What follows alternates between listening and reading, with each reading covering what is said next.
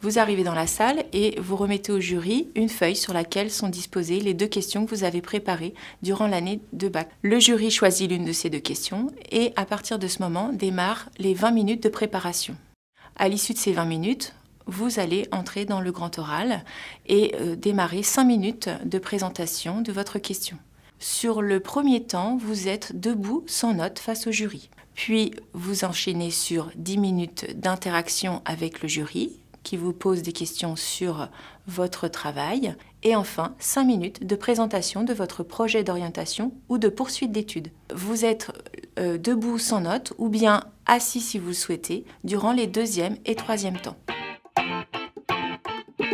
Vous allez être amené avec le jury à échanger sur la façon dont cette question a pu nourrir votre projet d'orientation éventuel. N'essayez pas de rendre cohérent un projet d'orientation qui ne le serait pas. Les allers-retours, les changements d'idées, les changements de parcours durant votre scolarité pour arriver à votre projet d'orientation sont tout aussi bons qu'un projet qui serait linéaire depuis tout petit. N'hésitez pas à expliquer tous ces rebondissements qui vous sont arrivés durant votre scolarité. Le jury ne vous jugera pas sur ces changements de parcours.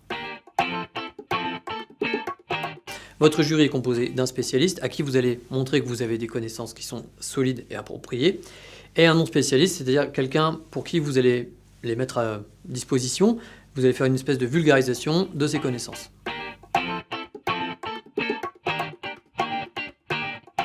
Cette épreuve du baccalauréat, elle est nouvelle, donc elle est stressante pour vous.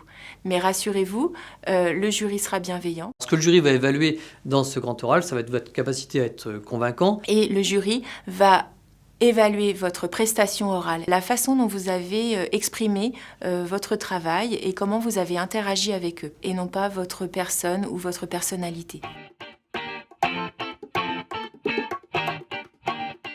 Ici, vous allez rassembler les idées principales de façon à pouvoir les enchaîner dans le déroulement de l'épreuve.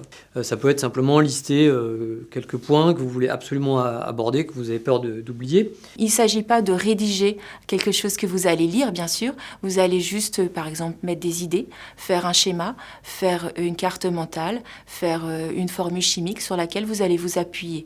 Ce document, vous allez le remettre et vous ne l'aurez plus.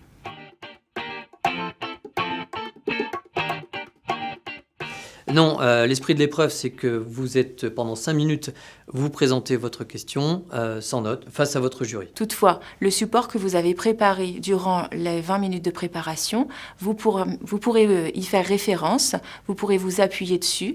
Le jury pourra aussi vous poser des questions en rapport avec ce support. Dans le 2e temps, vous pouvez, si vous en avez le besoin, vous appuyer sur le tableau blanc qui se trouverait derrière vous et l'utiliser sur autorisation du jury pour éventuellement argumenter davantage ou appuyer votre propos ou faire un dessin, un schéma que vous n'avez pas pu développer à l'oral et qui doit passer par l'écrit.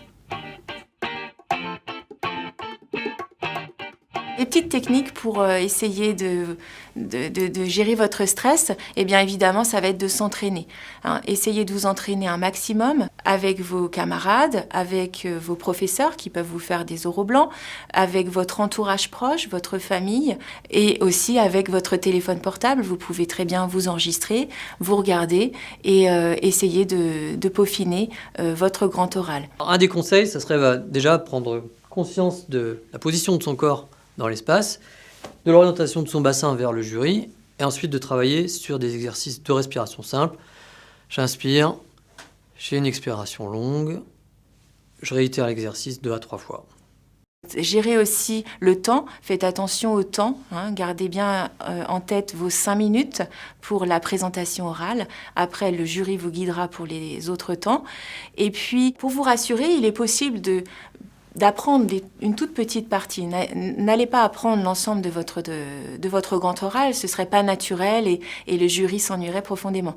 Vous pouvez par contre apprendre le début, l'introduction, ça va vous permettre d'être plus sûr de vous, de rentrer dans ce grand oral en vous libérant et en libérant votre parole.